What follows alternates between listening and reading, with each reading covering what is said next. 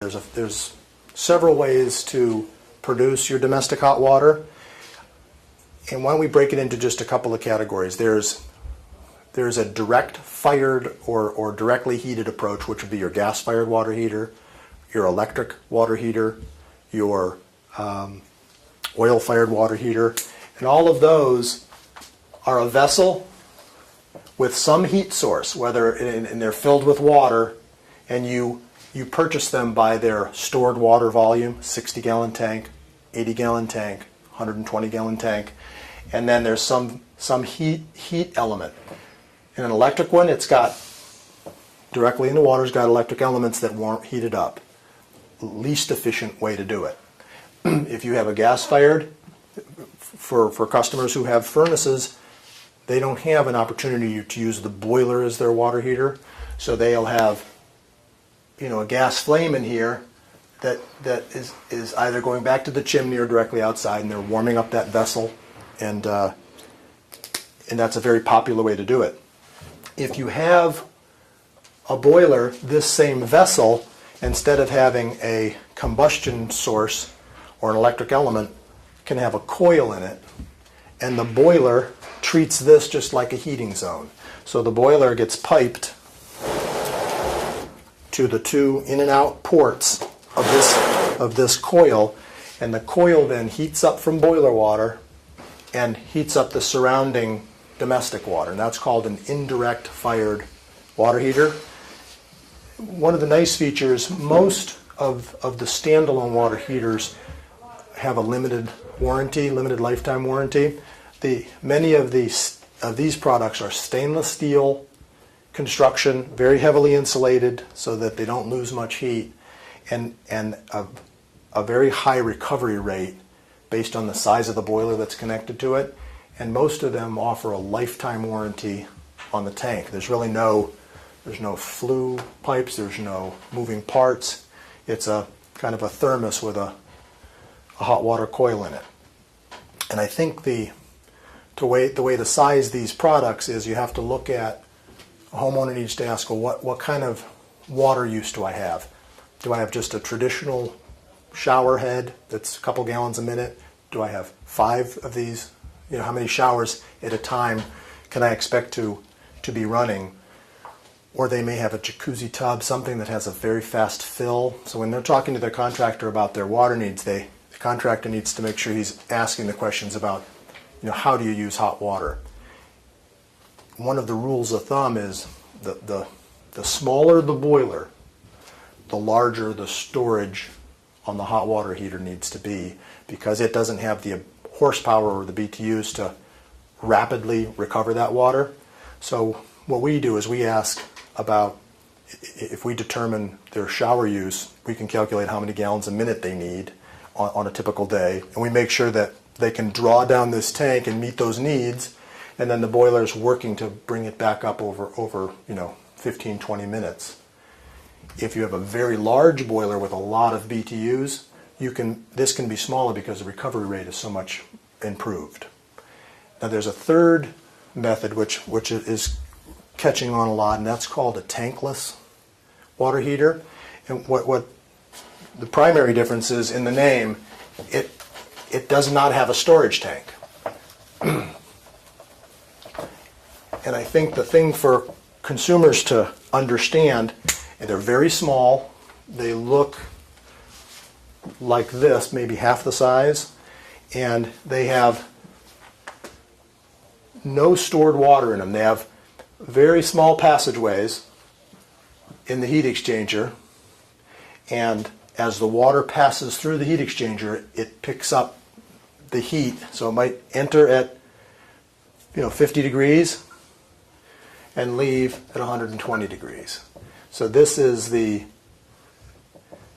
process. But what's important, there's a lot of playing around with the numbers, so to speak. So when different manufacturers are saying, my product's better than your product, it's important to know, kind of in New England, we can have 40 to 50 degree water coming in from our well or from our city line. How hot do we want it to come out to our fixtures? That difference is called a delta T, a difference in temperature. You need to make sure that when you look at product literature, you're being realistic about that difference, because many of them will talk about a 50-degree delta T.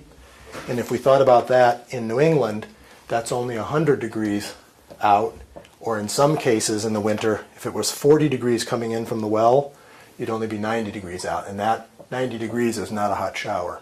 So if you're looking at literature, you really want to be thinking about at least a 70-degree delta T as you're reading it, and what the manufacturer will show is, what is my output?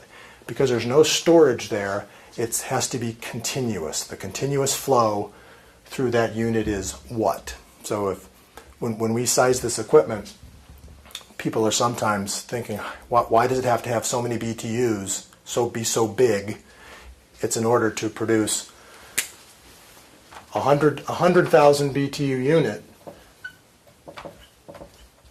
will put out about 2.4 gallons a minute. That's one shower. That's one typical shower. So you're thinking, boy, my boiler for my house is 100,000 BTUs. You're telling me I need 100,000 BTUs just to have one shower running? And the answer is, in this application, yes, because you're not heating up and storing that big volume of water and then using it. You're doing it as you draw it. But there are a lot of advantages if you have a household that uses very little water. Maybe it's just a couple without children. That's a nice application. It doesn't have a lot of standby loss. It's waiting for flow. It doesn't run until there's flow. When flow goes through it, it turns on, warms it up. When flow stops, it turns off. So they're very efficient. You just have to make sure that you don't put that in an application where you need to fill up your jacuzzi tub at 5 or 10 gallons a minute and you only have this. Because then what ends up happening is you need this to be much bigger. It might need to be 225,000 BTUs to give you, 6 gallons a minute. So that's a consideration. Anyone that might have a vacation home that does not want to have this tank warming up and cooling down and warming up and cooling down, that's a nice way to go. So if I'm putting in a new high-efficiency boiler, whether it's oil or natural gas, and I need to be thinking about my water heater, is the indirect your recommendation? Where do you think about it? Yeah, I think and this is another good kind of, when you're talking to a contractor and you're hoping to find a contractor that's going to ask questions kind of about your global situation. How do you use water? Is it your primary residence? How many people in the house? You need to ask a lot of questions to decide if the house requires a small boiler for heating. You want to make sure, and there's a lot of hot water use, I would be going in this direction. If there could be a couple showers at the same time, or a tub that fills pretty fast, you need, instead of having a huge boiler, you'll have short cycling problems. You're going to keep the boiler properly sized for the house and have a tank that has enough stored volume to meet that demand. There's also considerations about space. There are products that combine this technology, which we call tankless, with this technology, which we call space heating boiler. They'll put a heat exchanger in here that can heat up water directly as it's being used, and it becomes a terrific application for a single bathroom and a small amount of space heating. So you can have one wall-mounted unit that's both boiler that's both heating the space and heating the hot water in one device. What do they call They're called combination or combis. Okay. So many of these manufacturers make a couple of sizes of these. So an apartment, a great space saver, but you just have to ask the question, what's my water use?